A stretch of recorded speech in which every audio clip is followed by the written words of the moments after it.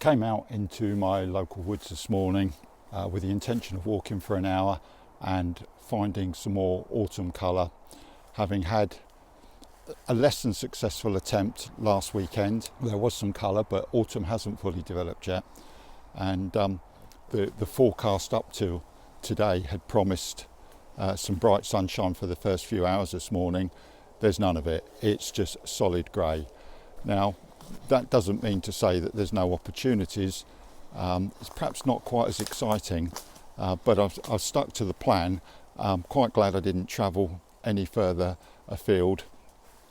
And after much hunting around, I found something which is going to tick the box for me this morning. I found plenty of yellow, but getting any kind of line of sight on it was difficult. The other thing that I really wanted in the photograph was to have the base of the tree.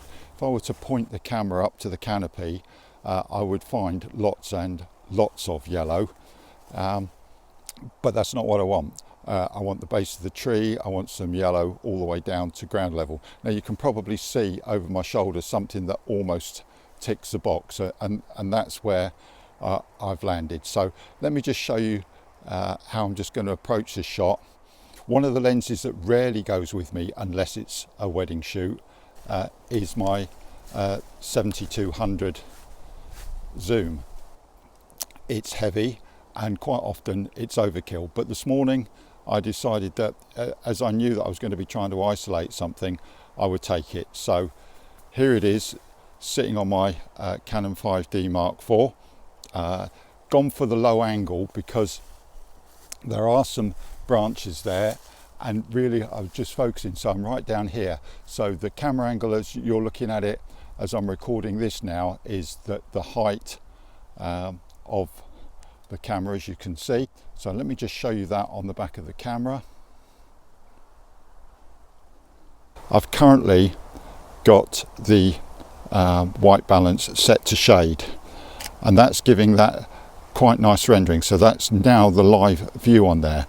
But if I just take the white balance back to auto and go back to the live view, you can see that's a pretty uninspiring image on the back of the camera.